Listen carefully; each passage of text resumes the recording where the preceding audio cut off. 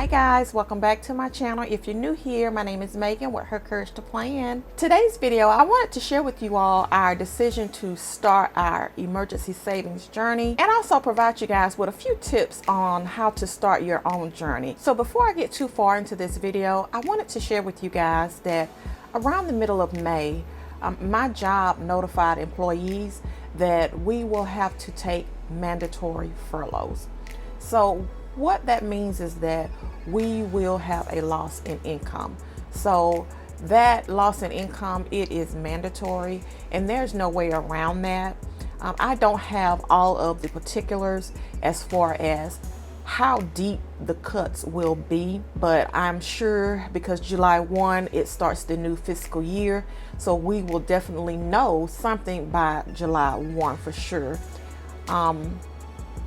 I can say that I am very thankful that I still have a job. So their recommendations right now does not include layoffs at this time. It is just tough, to be in limbo through all this uncertainty. So we continue to keep everyone lifted up in prayer and just continue to keep us lifted up in prayer as well as we get through these tough times. And so today's video is going to be very detailed, and I'm sharing what Hubs and I decided to use to actually set our goals for our emergency saving funds. Now, we are not taking the bare bones approach to figure out how much we need in our emergency saving funds, because we do want a robust fund and we don't want to save too little, because as you know guys, we are living through a pandemic. And guys, whether we want to really hear it or not, we are on the cusp of a recession and we are seeing sprinkles of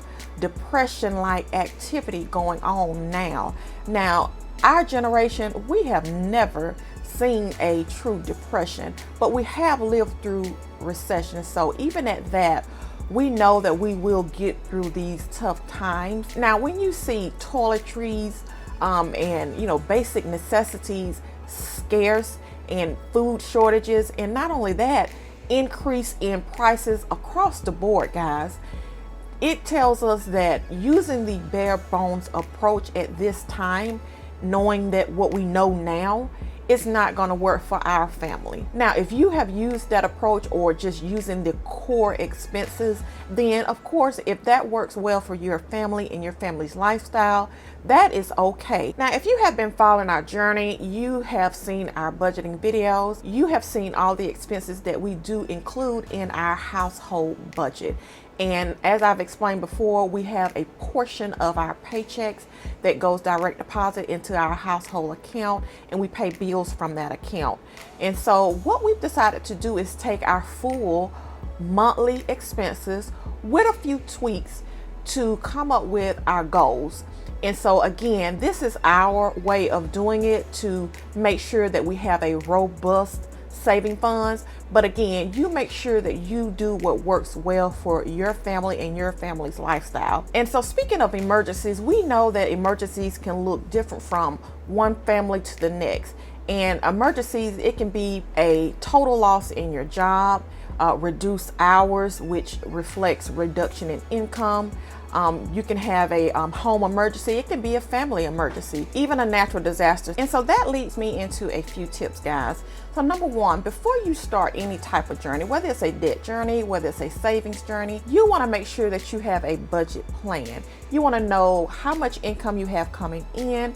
You want to know what your expenses are, and that way you can get an understanding of what you do have remaining that you can put towards savings and ultimately set your goals. So if you have not opened a savings account, make sure you go ahead and open a savings account.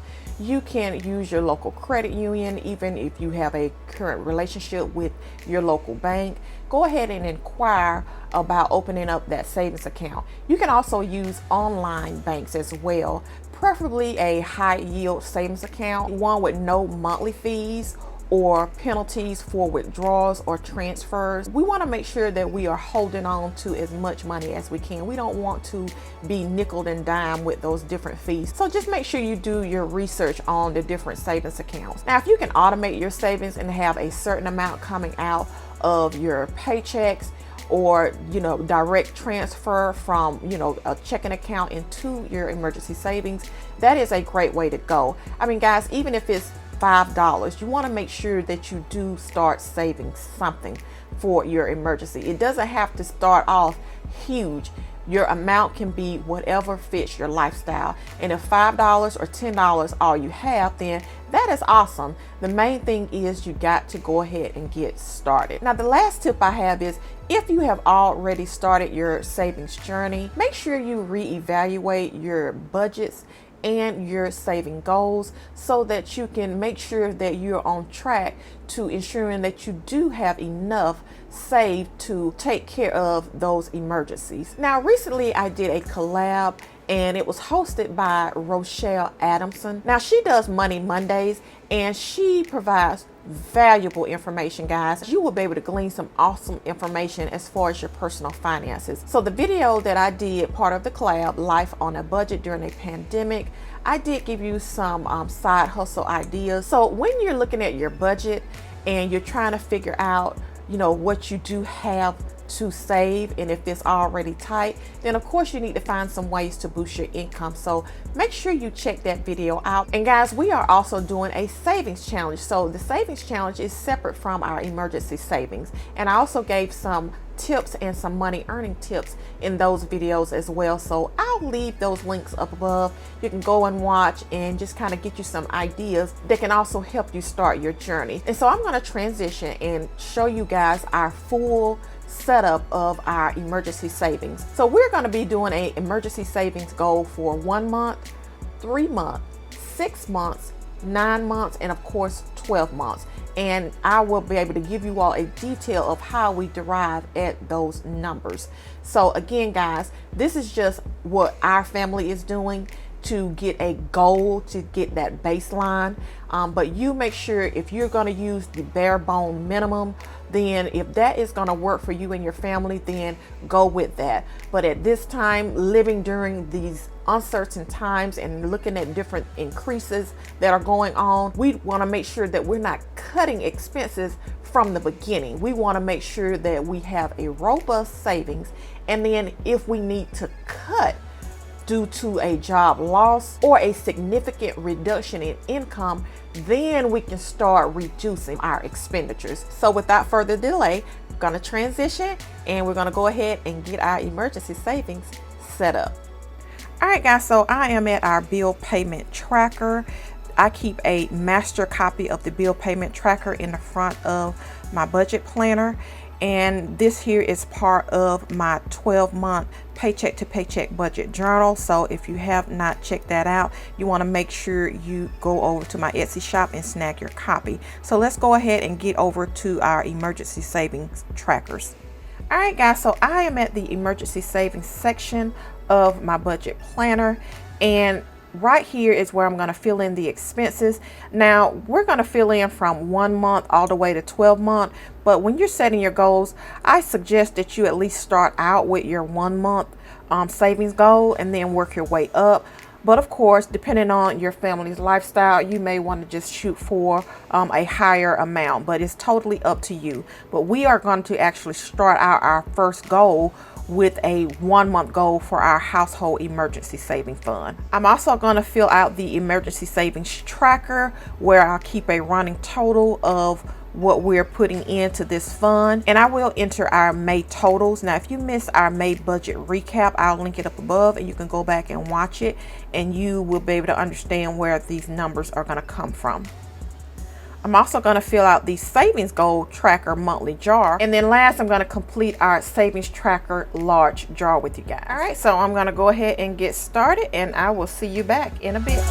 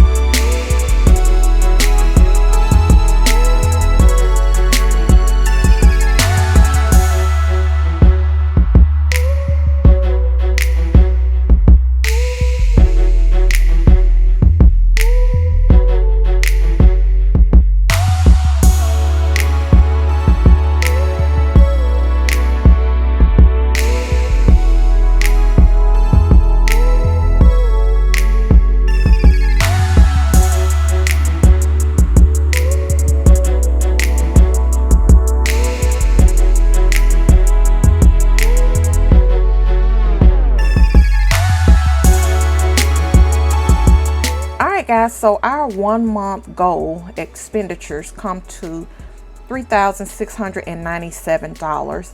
Now, you can easily take whatever your monthly goal is and multiply that by 3, and that'll give you 3 months. You can multiply that monthly by 6.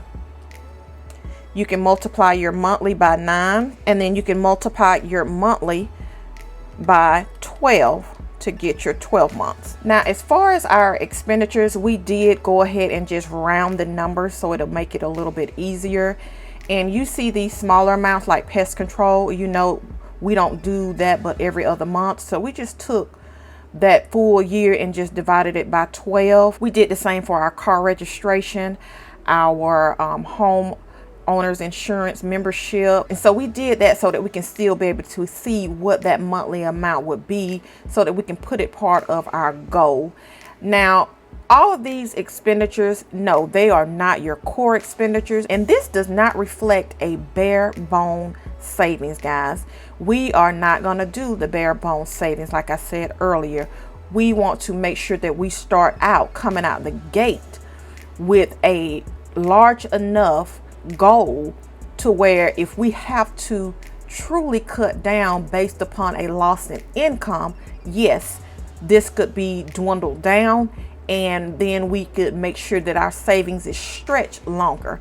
So that's our approach to this. So again, job loss is not the only emergency that you want to take into account, but it is definitely something that is on the forefront of a lot of minds during this certain time that we're in. So this is what our savings goal looks like, guys. I'm going to finish filling in the expenditures. All right, now that we have gotten everything filled in, let's go ahead and head over to the next tracker.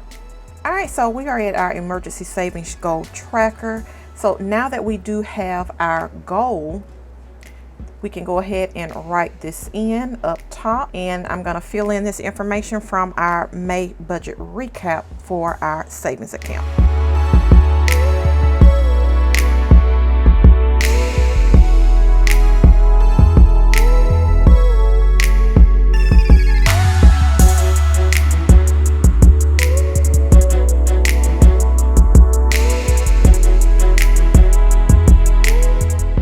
So I have finished completing the emergency savings tracker, and as you see, the balance now is $1,072.26 in this account. So we are well on our way, guys, to our 1 month goal. So let's go ahead and complete the next tracker. All right, guys, so I am at the savings goal tracker monthly jars. So I'm going to go ahead and fill this out really quickly.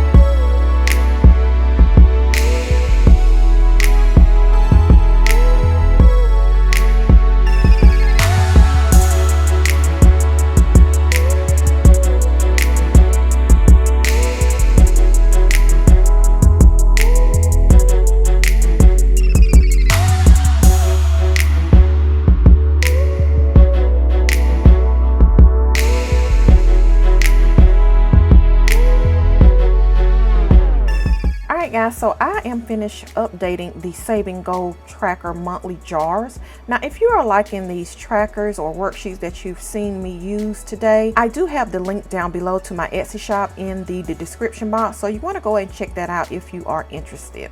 So we have one more tracker to complete. All right, guys, so we are at this large saving goals tracker jar. I'm going to go ahead and get this filled in for you guys, and I will see you back in a bit.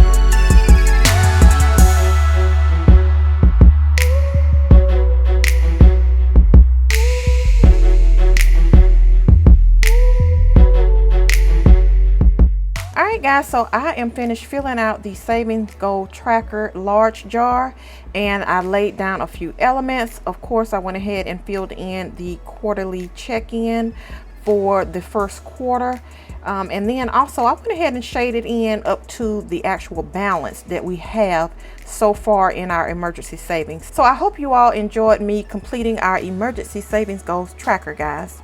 I hope you enjoyed this video of me setting up our emergency saving funds tracker. So leave me a comment down below. Have you started your emergency saving funds journey, guys? All right, you already know the deal. I'll see you later. Bye.